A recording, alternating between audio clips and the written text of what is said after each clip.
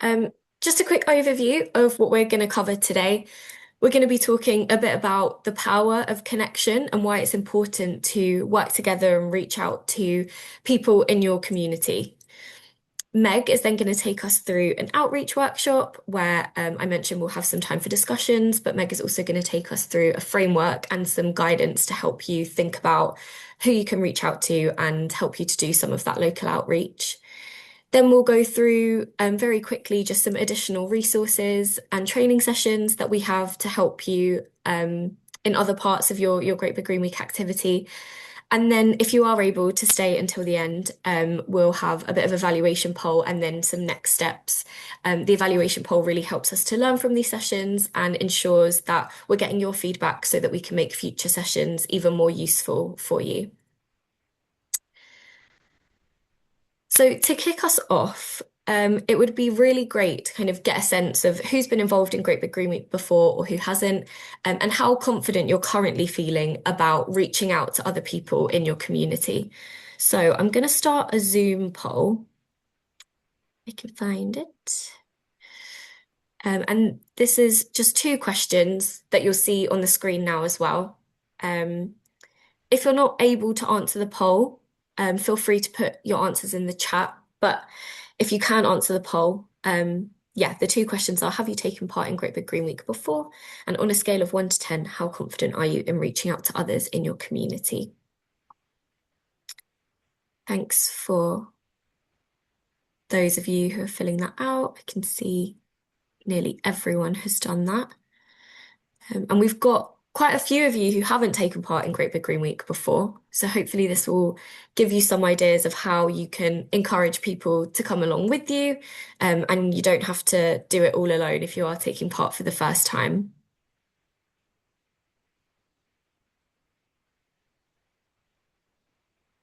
Oh, sorry that you can't see the poll, Owen, but thank you for sharing your thoughts in the chat. And we're kind of on the lower scale of confidence in terms of doing outreach and connecting with others locally. So hopefully by the end of this session, you will have learned something new that you can then take into doing that local outreach. So thank you for taking part in that poll. I am going to kick us off now with, as we are joined by quite a few people who haven't taken part in Great Big Green Week before, just going to give you a very kind of whistle-stop overview of what Great Big Green Week is. Great Big Green Week is the UK's biggest ever celebration to tackle climate change and biggest ever celebration of action to tackle climate change and to protect nature. And every year we see people coming together to host events and activities in their local area that showcase all the brilliant community projects and work that are happening to help create a safer, fairer and greener future. Now, we see all types of events and activities. We see local tours of local wind farms, nature restoration afternoons, happening in local communities. We see skill sharing events, clothes swaps, repair cafes, and so much more. But ultimately, Great Big Green Week is a week of events in local communities, organised by those communities that really speak to the issues and the things that people care about. And we see this up and down the country. This year, we're coming into our sixth Great Big Green Week, and it's taking place from the 6th to the 14th of June. And Great Big Green Week this year is really going to focus on showing that people are coming together for good every day to help create a better tomorrow. And we urgently need politicians to step up and play their part.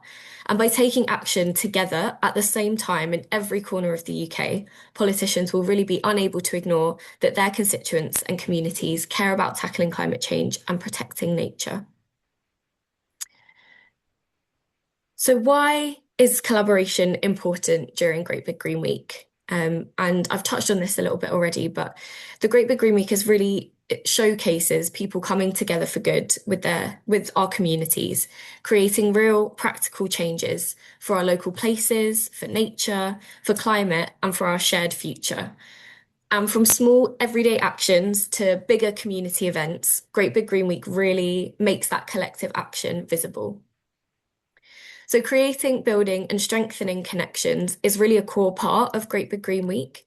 And it's also an opportunity to reach out to people in your community that you might not usually connect with, or groups that may not get as involved with climate and nature and environmental activities, but that care about creating a healthier, fairer, greener world for us and for generations, and who really care about what's happening locally and wanting to make their local area a better place. For example, you might want to partner with a local group that is campaigning for better quality and more affordable housing to host an event to show the benefits of houses that are well insulated and run by renewable community energy. Or you might want to get in touch with a community centre that hosts activities that bring people together who may be feeling isolated or lonely.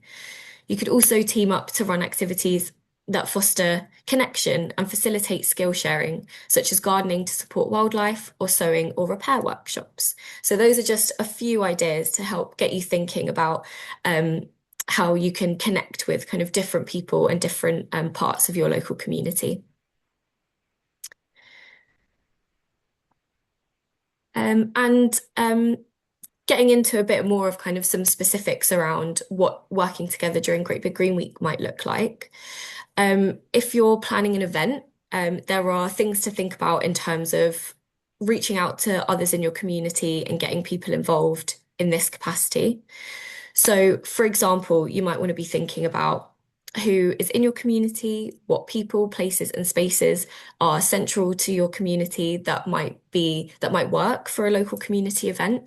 And could you reach out to partner with them or get them involved, or see if you can host an event using a local community space? Think about what great work is already being done in your community, and could a Great Big Green Week event help to showcase that work? There are also a number of roles that you might need people to play in help bringing your event to life. So think about partnering with a local business to provide a venue or to sponsor your event, working with other community groups to kind of source or share materials, working with even local photographers to capture the event, or working with people locally who have great digital or social media skills to help get the word out about your event. If you're planning to plan a Green Week, so a Green Week is a collection of local events in one area, all under the banner of one local Green Week. So, for example, where I'm based, I might see 3 or 4 different events in Stoke Newington taking place. And at first, they might be kind of individual events, but if we all come together under the banner of Stoke Newington's Great Big Green Week, it kind of creates more of a thing to celebrate and more of a moment in our local community that invites others to be a part of as well. So, thinking about coordinating a local Green Week, you might want to be connecting with others in your community to invite people to be part of a coordinating team. So, there might be a number of roles that you need help with here. For example, you might want to think about outreach or communications or pulling together the program. Again, thinking about reaching out to businesses, places of worship, other community hubs to kind of host their own and be a part of your local Green Week. And we've seen some really brilliant examples of people partnering with different people in their community to run Green Weeks and events. And we've got a page on our website dedicated to sharing some of those community stories. So if you want to hear from people who have partnered with others, who have reached out to people locally to get them involved in their local Green Weeks and events, we're going to share a link to that page at the end of this session. So you can watch some of those videos and hear from those organisers themselves about how they went about doing that. Another thing to think about is not everyone might be able to be involved in organising an activity, but you can try and get as many people coming along to your local events as possible. And your events are really a great way to bring people together, to meet new people, to spark new conversations. It might bring new people in if you're working on an ongoing project or you have a local group that you're hoping to bring some new people into or some new volunteers. This is a really great way to kind of get the word out there about what you're doing, celebrate that, and how people can be involved in a longer lasting capacity. And lastly, Great Big Green Week really is about kind of fostering and strengthening those community connections. And people are really powerful, especially when we work together. And Great Big Green Week is not only an opportunity to kind of showcase that brilliant community action, but like I said, it's a chance to kind of build and make those lasting connections. So in terms of specifically around kind of guidance for Great Big Green Week, but also some skills and things that you might learn that you can take beyond the week as well. We're going to talk you through some of them in our workshop now, but we also have an outreach guide that kind of sets out some more things to think about. And we have our organisers guide as well. So for those of you who are new to Great Big Green Week, it kind of sets out that step by step of how you can host an event, organise a local Green Week, and we've got some other resources and training to help you, which I'll touch on at the end of this session. And we'll share everything in a follow-up email too. But for now, I am going to hand over to Meg, who is going to take us through the outreach workshop and give you some practical tips and things that you can work through when you're thinking about getting people involved for Great Big Green Week. Hi everyone. I think I introduced myself at the beginning, but I know that a few of you have come in after that. So just to reintroduce myself, I'm Meg. I work with Jazz at the Climate Coalition, and I am the head of movement building. And one of my hats that I wear is I am a community organizer. So I think about how we go out into communities and work with and alongside them to make sure that we are building power together.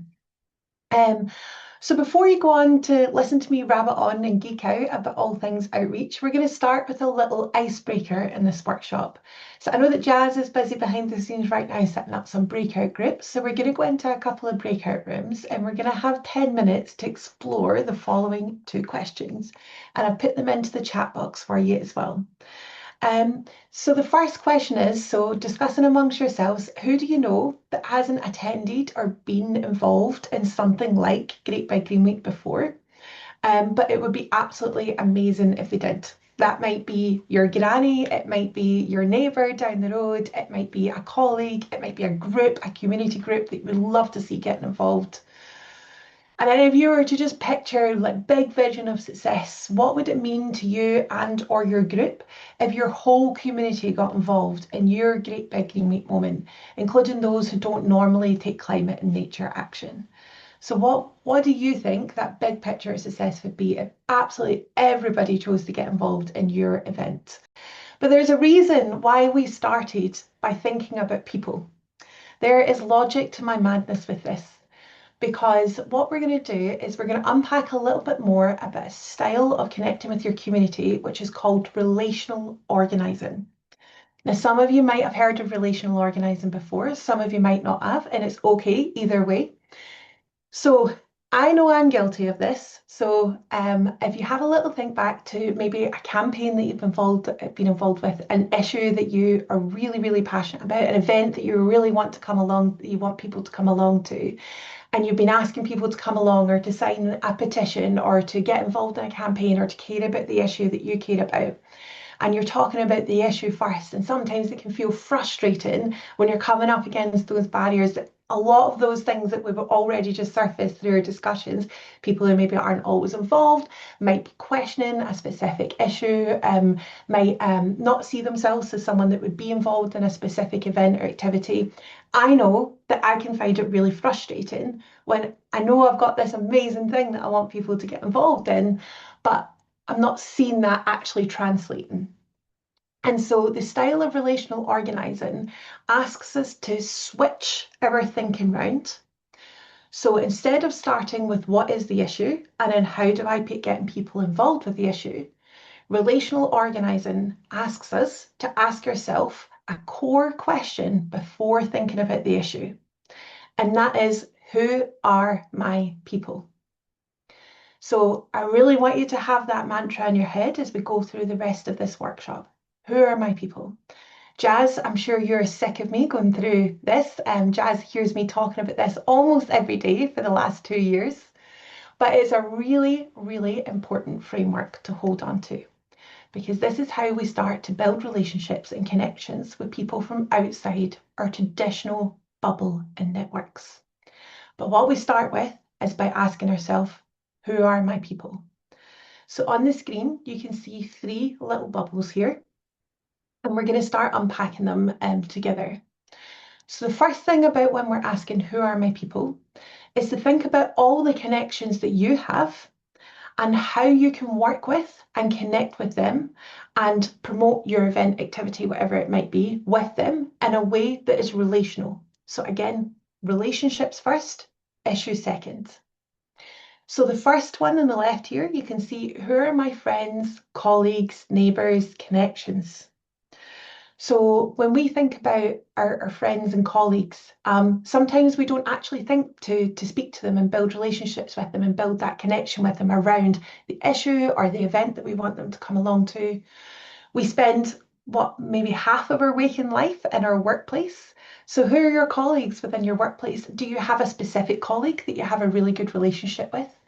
What about someone who works with you who's maybe quite a trusted person within your workplace that people kind of listen to and feel that they have a strong connection with?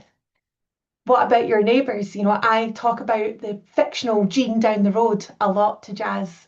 And our fictional Jean down the road is a neighbour who is maybe really well established and connected. She's lived in the neighbourhood for years and years and years. She's maybe part of a few local groups. You know her quite well. You go for cups of tea with her. And who is it that you're connected to? So we've talked a lot about, I think we'd heard from someone who was in a church group, who'd set up a community garden. Who are your connections within that church group? Who do you know who knows someone who knows someone? So thinking about those connections. Then the second one, which is on the bottom, is what groups am I part of? Now, one of the things that we don't always think about, we'll unpack that in just a little bit. So we think about our faith groups. So we've already heard from someone who's part of a church group. Maybe it's a place of worship that you attend. Maybe it's a Sunday service that you go to. But what about a local hobby group, like a local knitting group? What about your kids' swim classes, and you've got all the parents there that sit and chat while they're waiting on their kids in between swim classes? I don't know about you, but I'm on an unacceptable amount of WhatsApp chat groups. So I'm connected to hundreds and hundreds and hundreds of people through WhatsApp. But I don't always think of that as part of my people, my connections, but actually they are my people and my connections. Or maybe you might use Signal. Maybe you might be part of a Facebook community group, something like that. And then the last one, and a really important one, because I think someone had talked about ways to advertise your event. Correct me if I'm wrong, I apologize if I picked that up wrong.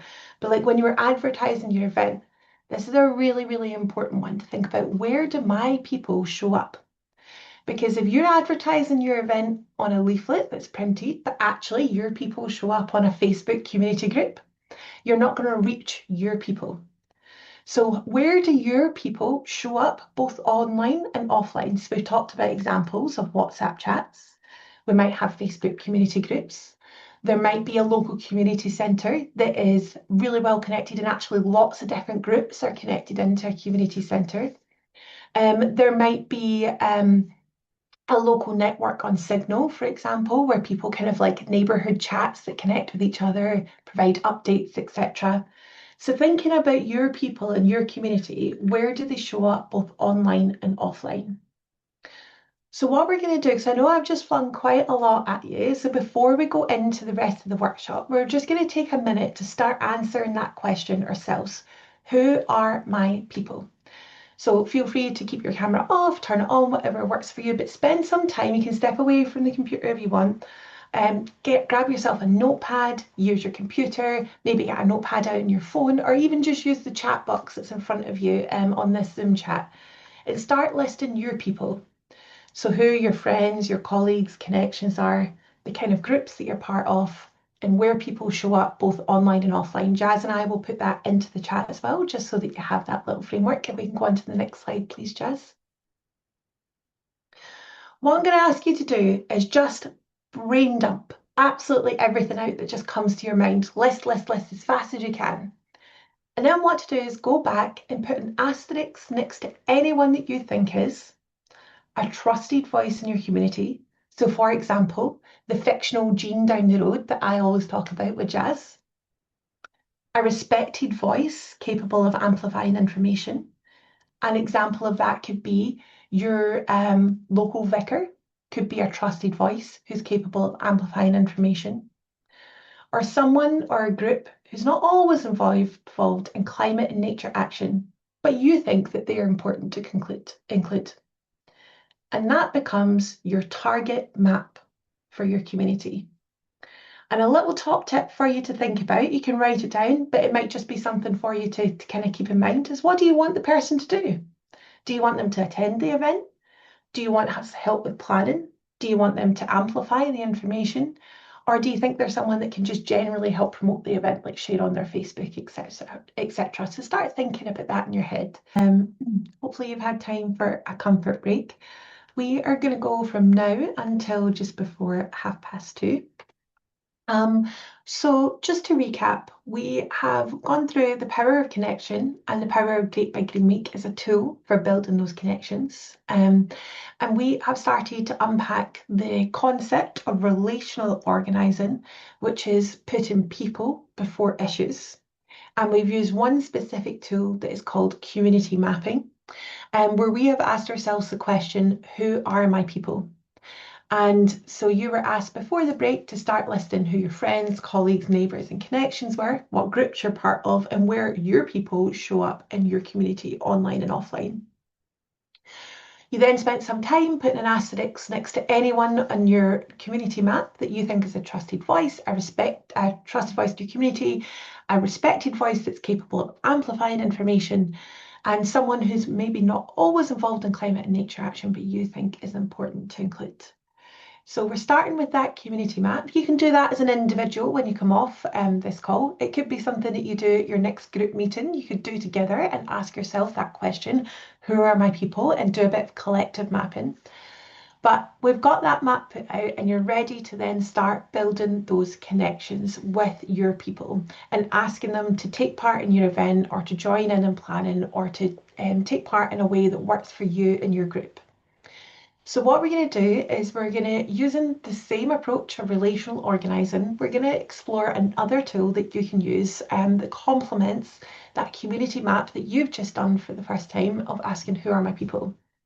And that is called the 4Cs. Now we're going to unpack the 4Cs in a little bit more detail, but I'm just going to explain what the framework is before we dig into it a little bit more. So the 4Cs is a useful tool. I absolutely swear by it. Jazz knows that I love it and I use it in the way that I frame my emails. I use it in the way that I have my conversations. Jazz has had many a comment of me mentioning the 4Cs in our documents for Great Big Green Week. So I'm a big fan of it personally. So the 4Cs, before we go into explore it a little bit more, this is a framework that you can use however you might find useful. But a couple of examples could be, it could be like a script that you could put together. So not just for you, but everybody who's in your group and taking part in Great Big Green Week and planning it. It's a template that everyone can use to have those meaningful one-to-one conversations with your own people that can lead to commitments to join or support in your events. It could be used in a template email. So if you're sending out an email to other groups, inviting them to get involved, you can think about the 4Cs as a way to structure your email. I actually missed this out on the actual deck, but it can also be used when you're thinking about flyers as well. So the kind of when you're talking about your group and who you are and invite them to get involved, you can think about the 4Cs as a template of what you want to say. There's lots of ways that you can use it, but I really encourage you to think about your own context and what you want to do in your community and think creatively about how you can use it as we go through it. So what are the 4Cs?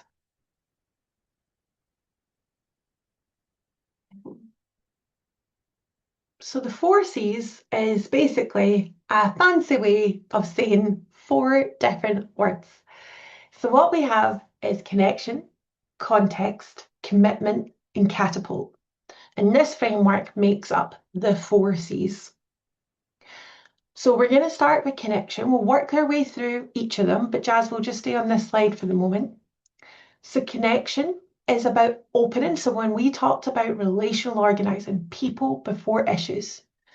So connection puts that relational approach at the forefront. So who are you and why does this matter to you? And who are they? And what's the common ground that you can find with them? Context is what's happening. So it might be an event, it could be a local campaign, an issue that you really care about. So the context is what's happening and why is it happening now.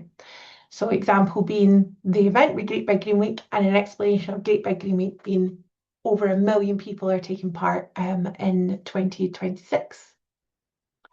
Now, commitment is a really important one. So it's thinking about what specific action you're inviting them to take. Now, this can be quite general if you're thinking about an email or a leaflet that you're putting out, but when you're thinking about more personalised emails or one-to-one conversations, when we went through that who are your people exercise, one of the aspects is I asked you to think about was what people's role were. So what was it that you wanted them to do? Help plan an event, come along to an event, share information, encourage more of their people to come along to your event. So think about the specifics. What are you inviting them to take?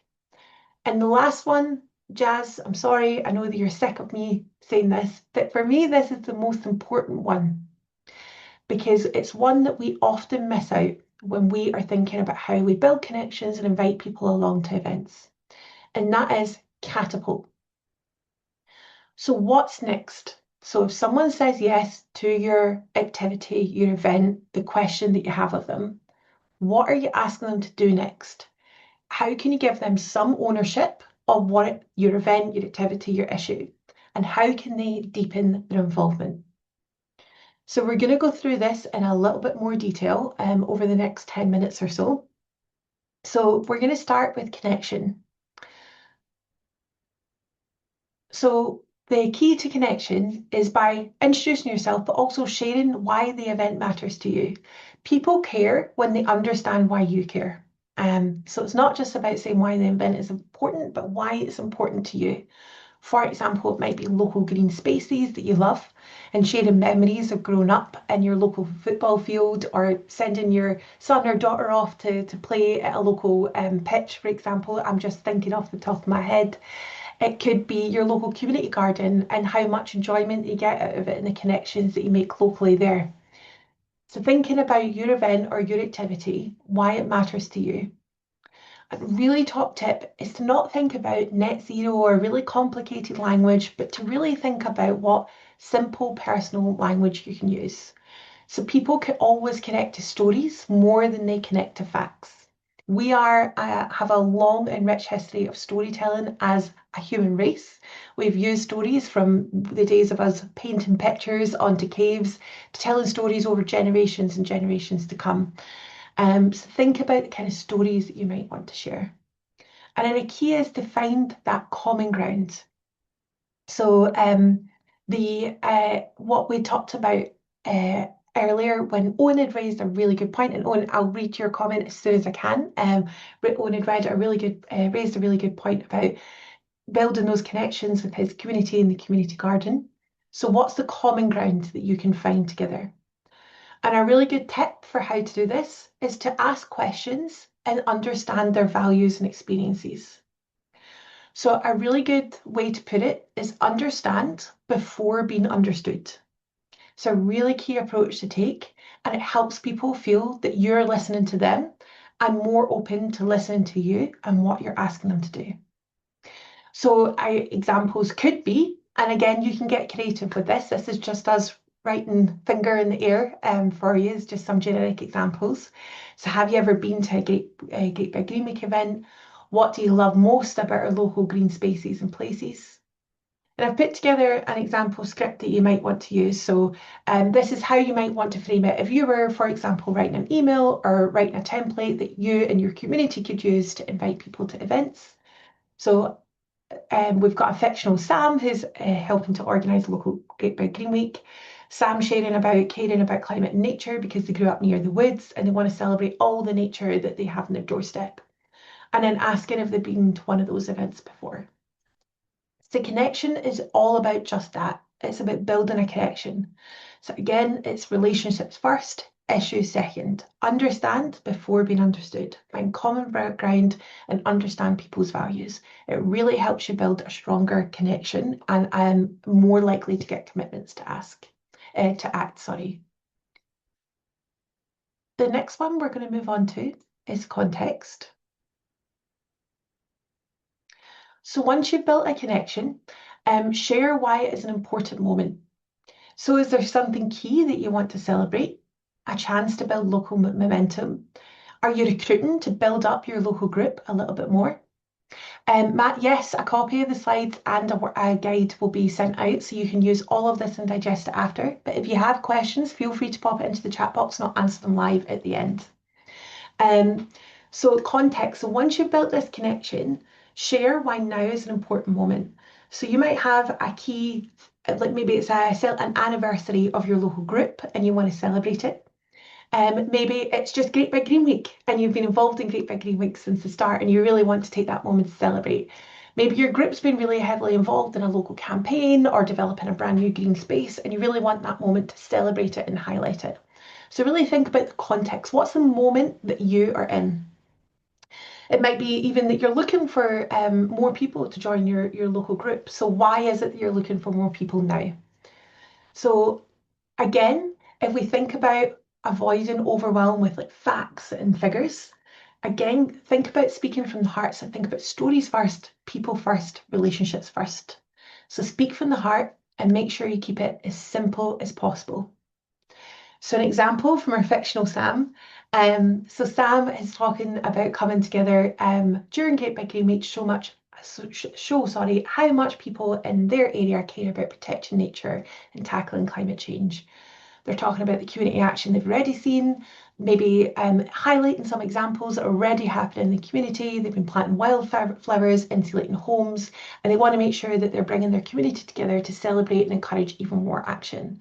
And that they have a really great opportunity through Great Big Green Week to come together for the spaces and places we love most in our area. So this is just an example. Again, I really encourage you to get creative. What's your context? Why is this moment important? What do you want to celebrate through Great Big Green Week? What's the opportunity of being involved in Great Big Green Week? What's a simple, from the heart explanation that you're going to use in your own context? And again, is just to follow up on what Matt was asking, we will be sharing this after, so you can digest this after. Feel free to take notes out though, but also feel free to ask questions. I'll give a little bit of space at the end if we have time for a couple of questions, and feel free to pop them into the chat box as well. Commitment. This is a really important one. Sometimes we often forget about it, but I know from experience, building up my confidence as a community organiser, commitment was something that I struggled with to begin with because I wanted to ask, but I found it hard to ask confidently to begin with. But it's a really important part of the process. And a really key piece of advice that I'm going to give you is be as clear, crystal clear as possible about what you want them to do. So it's not just join our event, it's join our event to celebrate the local action that's taking part on the date and the time, and you're asking them to bring friends and family along. So be as absolutely specific as possible about what it is that you're asking them to do. So if it's the event that you're telling them to, make sure when and there is there, what they'll be doing, and really importantly, why them getting involved matters. Because we all want to matter in different ways, and we all want to feel like the petition that we sign, the event that we turn up to, the film that we go with our friend to watch at the weekend, our presence is going to matter and it's going to make a difference. So to really think about, if you're having that one-to-one conversation with someone, why do you want them specifically to come along? If you're sending an email, try and make that email personalized and not send out a batch email. And think about why you want that group specifically to attend, what's the impact that they're going to have. So a really good example would be if you have a group who don't necessarily take climate and nature action, their presence at an event will really help show people how intersectional climate and nature action is. So again, really focusing on the impact, that relationships first, people first, what's the impact of that person turning up? People are most likely to act when they understand their role and how their role fits in. So an example could be from our fictional Sam.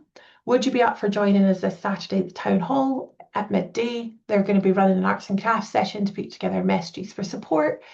And it's a really fun, friendly way that you can show your support for all the amazing things already happening in your area and get our voices heard. So again, this is just an example, but I really encourage you to get creative about the event that you're running, the activity that you're doing, what you're actually organising for Great Viking Week, and what you want your people to do. So what are you asking them to do? When are you asking them to do it? Why are you asking them to do it? And what will happen if they do it? Hope this is helpful and gives you a bit of a framework to work from. So we've gone through connection. So people first, understanding their shared values and common ground. We've gone to context, so explaining the moment that we're in and what it is that we're doing and the opportunity. And then we've gone to commitment, so being clear about what we're asking them to do and being as specific as we possibly can about why and the impact they'll have. Now we're going to go on lastly to what I think is our most important one, is catapult. So if someone says yes, celebrate their commitment and help them take the next step. So a great example could be if someone says, yes, I'm going to come along to your event or I'm going to help you organise, could you be specific about asking them to invite 3 more people along to your event? So could you invite your neighbours, your friends, your family, whatever that might be? Give them a specific number, a specific ask, and make sure that you're celebrating that with them. It might be that you want them to take on a small organising role. So if they're coming along to attend, could they come to your next planning meeting and help you organise? Could it be that they live on a street with a lot of people that you would love to connect with? So could you give them a bunch of flyers that they could fire through the letter boxes of their local street? So it's really important for a couple of reasons. First of all, it helps it not just all be on you to do this outreach and build momentum and connect with more people, because you're given role and responsibility to people who are committing. But second of all, it creates a sense of community ownership. So it's not just 2 or 3 of you that are then organising an event or showing up to the event.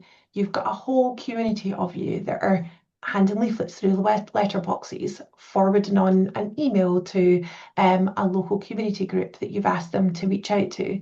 They are sending a text message to their mum, their dad, their sister, inviting them along to go along to this event. So thinking about how you create that sense of ownership of your event, that community ownership, and what role you can give them to help build that sense of community ownership. So again, just going back to our fictional Sam, an example could be thanking them for joining in, talking about the impact that they're having, and then being explicit that they're looking for people to help spread the word. So can they share the event in your local WhatsApp group or put up a poster in your local shop? That's going to make a really big difference by taking part. So that's just a little example. And again, I'm really encouraging you to get creative and think about the local context that you have. So we've gone through connection, context, commitment, and catapult. After we've mapped our community and asked, who are my people? This is a really useful framework to then get your people to commit to action with you. So I'm aware that I have spent 16 minutes of time myself talking. So I'm going to pause. I will be handing back over to Jazz soon. But I'm just going to invite you, if you have any questions, if you would like to unmute and ask them, super happy to ask. And again, all of this is going to be shared with you as well, so you have lots of time to digest it. Thanks for that presentation, Meg. I feel like I'm also learning stuff. I've been scribbling notes down. Just whilst anyone else is thinking of some questions to ask, it'd be interesting to know if you've kind of gone through this process and are reaching out to people, what to do if kind of people say no, or you're met with kind of a bit of a wall when you're going through this. Yeah, I get asked that a lot, and my biggest piece of advice is don't just go back through the process, nor just like write them off because they've said no to the specific action. My biggest piece of advice is go right back to catapult and then ask for commitment again. So if you ask someone, for example, to attend an event and they've said, no, I can't, I don't feel comfortable, I'm not available that day, whatever it is the reason why they've not attended.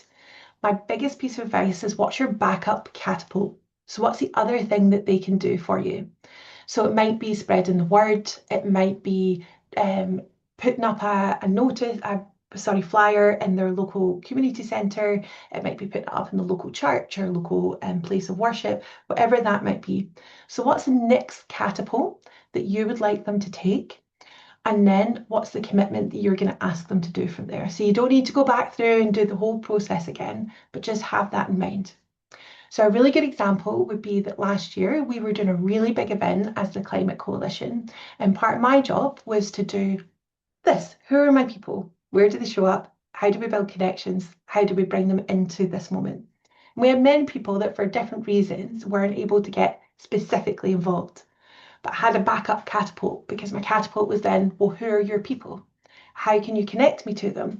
If I was to send you a template email, would you be able to edit it and then send it to your people who you think might be able to get involved? And actually, it really built a lot of momentum because I was still able to give them a catapult, even though the specific thing that I wanted them to do, they weren't able to give me a commitment to do. So I would really recommend thinking about not just your first catapult, but what else someone could do if they couldn't do that, the top prize, so to speak.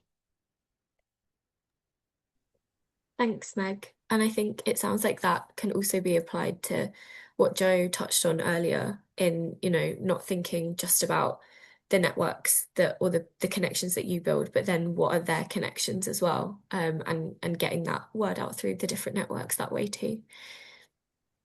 Yes, absolutely. And that could be part of your first catapult. If someone says yes, then you can absolutely say, who are my people? Who are your people? How can you help us connect with them?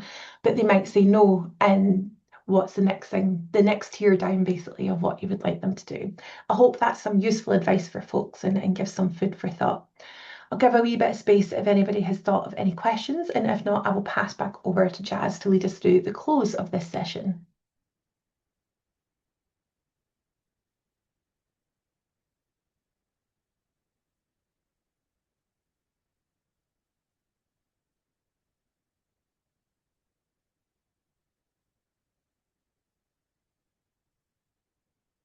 I'm going to pass back over to Jazz, but if anything springs to mind, just feel free to use the chat box and I'll be here to answer anything for you.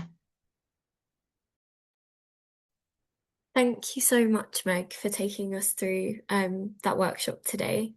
Yeah, I hope everyone found it useful, and I feel like I'm always learning on the job, so I definitely found it useful as well. I just wanted to share some additional kind of resources and um, tools, I guess, from our side that can help you to do some of this outreach and kind of reaching different people. So one thing that we encourage everyone who's hosting an event for Great Big Green Week to do is add their event to our calendar and events map. And not only does this help us to kind of really showcase the scale of Great Big Green Week and highlight and platform all the different events and activities that are taking place, it's also something that you can use as well. So, for example, if you were heading to our Great Big Green Week map and you're wanting to see at first, is there even anything happening in my local area and people that I can connect with? So you can go on and you can see if someone's organizing an event or a local Green Week, and you can get in touch with people that way. There's usually kind of a space for contact details. So if there is something already happening in your local area that you either want to connect with or you're wondering where to start and want to reach out to them for advice or to partner on something, I think that's a really good place to start.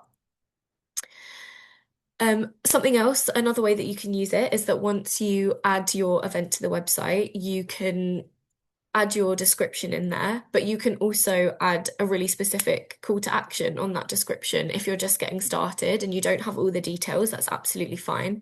But you can add your event to the website and mention, we're looking for people locally. If you've come across this and you want to get involved, please reach out to us. So the map is there not only to display your events, to use it as a promotional material. Once you've added your event or Green Week to the website, you get a link that you can then share in your online outreach on websites, in different newsletters to tell people about what you're doing. But you can also use it as a way to invite people to connect with you, but also to see what else is out there and have a look at the different events that are taking place. So we're just making a few updates to the events map and to the event submission process, but in the next week or so, this should be live. So if you want to start adding kind of your even event ideas, pop them on there and people can get in touch with you to connect with you, or you can have a look and see what other people are doing locally. As I mentioned, we do have a number of other resources and trainings that can help you connect with people, but also think about how you might want to get involved in Great Big Green Week. And that might also spark some ideas of who you might want to reach out to, who might be interested in getting involved, thinking about that kind of framing of who are my people, what do they care about, what kinds of events would engage different people.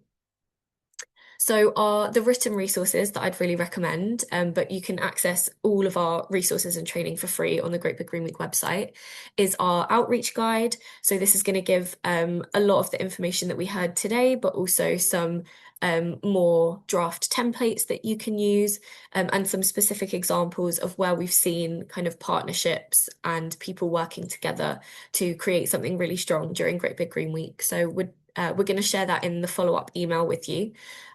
So you'll have access to that after this session. We've also got our organizers guide, which again gives you an overview of how you can run an event in a Green Week, and again gives some more things to think about and ideas of, you know, who you can connect with and reach out to really bring your activities to life. And we've also got our organisers communications pack. So we have some ready-made templates and social media posts that you can use if you're wanting to kind of spread the word about Great Big Green Week, or also do some of that kind of online networking and outreach. So please do utilise those graphics. We also have our Great Big Green Facebook group.